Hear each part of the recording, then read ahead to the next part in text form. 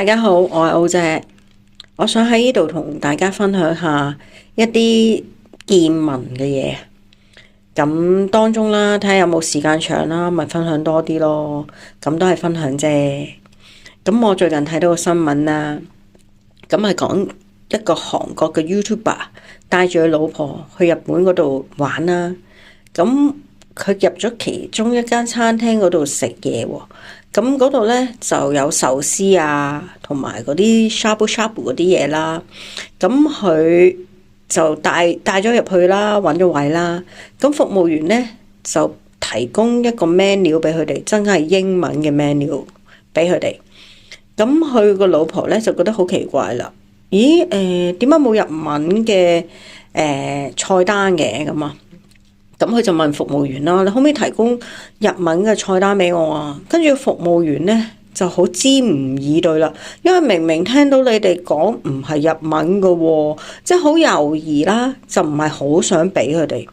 咁跟住嗰個韓國嘅 YouTuber 嘅老婆咧就好堅持，用英文同佢哋講 I need the Japanese menu 咁。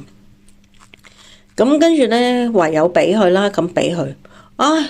點知佢嚟到咧，佢又咧即係借意咧拎走一份英文嘅，即係原來咧佢係即係嗰個服務員啦，日本個服務員咧係刻意掩飾嘅，因為原來咧兩個 menu 咧個價錢係唔一樣噶，爭咗36%。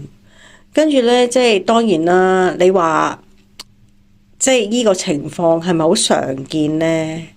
你真係要去到當地自己試過先知嘅，因為嗰度個新聞完咗之後，下邊都好多人留言講：嘿，日本係咁嘅，越南都係咁嘅，你去得玩就唔自在啦。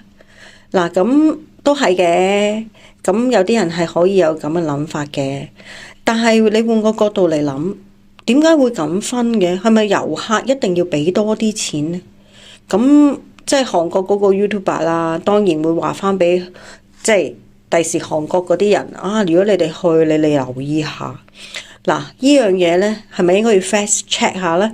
咁 fact check 咧就真係要去到當地先知噶咯喎，因為據我所知咧，而家好多除咗東京、大阪啦，好多偏遠嗰啲地區咧都係咁嘅，有政府餐牌嘅。總言之，你遊客咧，佢一定俾個貴啲你。我記得我同我老公咧10幾年之前咧去日本已經係咁噶啦。我哋嗰陣時咧真係完全唔知道係有呢啲咁嘅問題嘅。我而家睇完呢個新聞先話俾自己聽，原來日本仔10幾年前已經係咁樣做噶啦。嗰陣時我哋係去東京嘅新宿嘅，好記得。因為好日都唔會揀啲貴嘅餐廳嚟食，嗱，講緊貴嘅餐廳都唔係特別貴，即係埋單咧係300幾蚊港紙嗰種。咁我哋多數咧都係食啲平價餐嘅，譬如真係快餐啊，甚至乎有啲時去便利店嗰度食嘢嘅喎。咁我同我老公啊，諗住食好啲啦嗰晚，咁啊上去新宿咧嗰啲上樓，上到6、7樓嗰啲咁嘅餐廳食啦，仲搭嗰啲電梯上去，咁上到去食啦，咁見到人哋都幾豐富喎，即係 OK 喎。點知佢俾個餐牌我哋係一個 combination 嚟嘅，即係一個組合啦。咁佢有啲咩係食雞嘅嗰陣時，我哋知道，咁咧就有好多雞嘅唔同嘅部位啦，再加埋嗰啲內臟咁之類嘅嘢啦。咁我哋心諗佢得2種揀啫嘛，咁都唔會差得去邊啩。咁另外有啲咧就係火鍋，哇！我哋揀咗即係燒烤嗰度啦。但係我哋見隔離台嗰啲咧係日本人嚟嘅，佢哋講日文，佢哋兩邊都可以食喎。但係我哋得冇喎，得燒烤喎。你揀燒烤就得燒烤喎。哇！佢俾嗰啲我哋咧，點解同人哋嗰啲唔同嘅？我哋嗰啲係雞碎嚟嘅，真係用雞碎。嗰晚黑咧，我埋完單之後係食唔飽啊！我就問我老公：咦，點解會咁嘅？佢嗰度寫係有啲咩？明明話有 chicken neck 啊、chicken wings 啊嗰啲咁樣嘅嘢嘅喎。咁我而家好明白啦，即係原來早期日本仔已經玩呢樣嘢。咁我就諗啦，如果而家嘅中國大陸或者香港都有呢啲咁嘅情況，我相信。不過我未噏到係邊間啫，咁未噏到唔好講啦。咁如果中國大陸係真係有呢啲咁嘅問題，哇！我相信呢啲人反應會大好多咯。而家佢呢啲呢，譬如日本仔啊呢啲咁嘅，都唔係我哋話我哋中國人去咁樣發現啊，係韓國人去發現。講翻呢。唉，啲人又好輕描淡寫，就會接受咗呢個咁嘅現實噶咯喎，真係好奴才式咯。點解會咁嘅？即係呢個世界真係好奇怪。嗱，趁仲有少少時間，我又想分享下嗱，香港呢咪成日話輸入外勞啦，咁輸入外勞都唔輸都輸咗啦，咁都冇辦法啦，係嘛？好似我又同我老公去間茶餐廳，佢唔係茶餐廳，實質上呢係食粉麵嘅地方嚟。咁咪入去食啦，好明顯呢，佢應該係有譬如3個香港人啦，就一個外勞咁計啦。佢當中呢係有裏邊又應該有2個外勞嘅，咁其他嗰啲應該係香港人啦。咁因為我叫嗰個外勞嘅工作人員咧幫我寫單，佢就你即係示意叫我等等啦，咁就叫咗另外一個幫我寫單，咁啊都等咗一陣子咁啦。即係其實嗰啲粉麵餐都好 casual 啫，你即係入去食碗牛雜麵啫嘛，係咪啊？咁嗰個人行過嚟咧，已經唔係好願意噶啦，即係香港人啦嚇，唔係好願意理我啦。即係寫嗰陣時咧，即係負負氣氣啊，咁都冇問題嘅。咁你幫我寫咗，咁因為之後咧，我叫2個菜啊嘛，一個通菜嘛，要食蠔油嘅，一個菜心。咁佢之後咧就翻嚟冇通菜啊，揀個第2樣，一係唔好要。